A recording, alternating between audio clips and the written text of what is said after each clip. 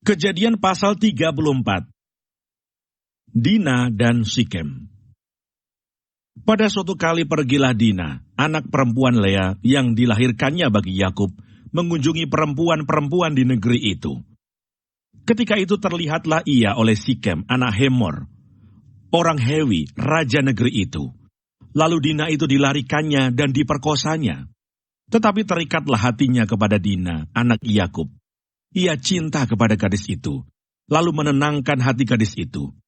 Sebab itu berkatalah Sikem kepada Hemor ayahnya, "Ambillah bagiku gadis ini untuk menjadi istriku." Kedengaranlah kepada Yakub bahwa Sikem mencemari Dina, tetapi anak-anaknya ada di padang menjaga ternaknya. Jadi Yakub mendiamkan soal itu sampai mereka pulang. Lalu Hemor ayah Sikem pergi mendapatkan Yakub untuk berbicara dengan dia. Sementara itu anak-anak Yakub pulang dari padang, dan sesudah mendengar peristiwa itu, orang-orang ini sakit hati dan sangat marah, karena Sikem telah berbuat noda di antara orang Israel dengan memperkosa anak perempuan Yakub, sebab yang demikian itu tidak patut dilakukan. Berbicaralah Hemor kepada mereka itu, "Hati Sikem anakku mengingini anakmu. Kiranya kamu memberikan dia kepadanya menjadi istrinya, dan biarlah kita ambil-mengambil. Berikanlah gadis-gadis kamu kepada kami, dan ambillah gadis-gadis kami. Tinggallah pada kami. Negeri ini terbuka untuk kamu. Tinggallah di sini. Jalanilah negeri ini dengan bebas, dan menetaplah di sini." Lalu Sikem berkata kepada ayah anak itu dan kepada kakak-kakaknya, "Biarlah kiranya aku mendapat kasihmu. Aku akan memberikan kepadamu apa yang kamu minta, walaupun kamu bebankan kepadaku uang jujuran dan uang mahar seberapa banyak pun. Aku akan memberikan apa yang kamu minta, tetapi berilah gadis itu kepadaku menjadi istriku." Lalu anak-anak Yakub menjawab Sikem dan Hemor ayahnya dengan tipu muslihat.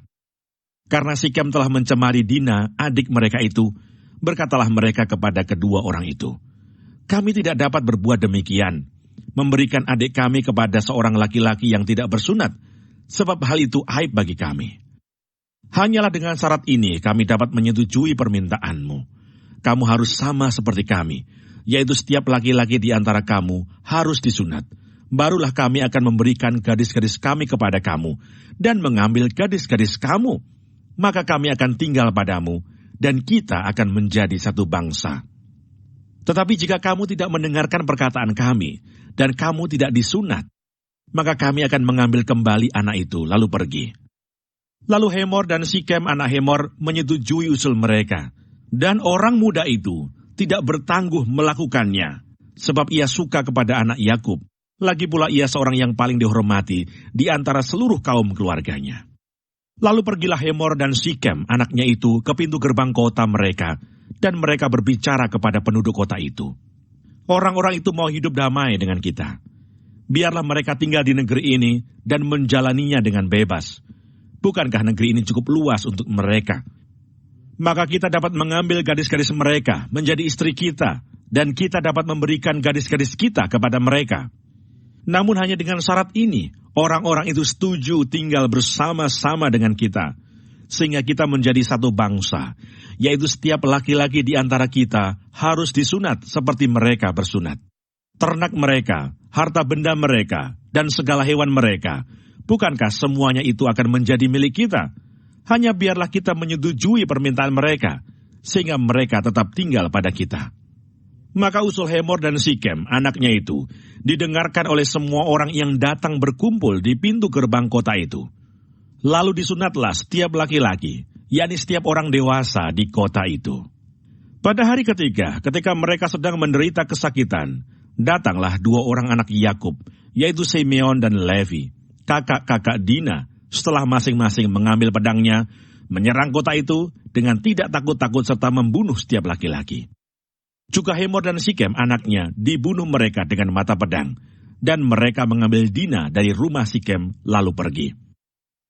Kemudian datanglah anak-anak Yakub merampasi orang-orang yang terbunuh itu, lalu menjarah kota itu, karena adik mereka telah dicemari. Kambing dombanya dan lembu sapinya, keledainya dan segala yang di dalam dan di luar kota itu dibawa mereka. Segala kekayaannya, semua anaknya dan perempuannya ditawan dan dijarah mereka, juga seluruhnya yang ada di rumah-rumah. Yakub berkata kepada Simeon dan Lewi, "Kamu telah mencelakakan aku dengan membusukkan namaku kepada penduduk negeri ini, kepada orang Kanaan dan orang Feris, padahal kita ini hanya sedikit jumlahnya. Apabila mereka bersekutu melawan kita, tentulah mereka akan memukul kita kalah, dan kita akan dipunahkan, aku beserta seisi rumahku." Tetapi jawab mereka, "Mengapa adik kita diperlakukannya sebagai seorang perempuan sundal?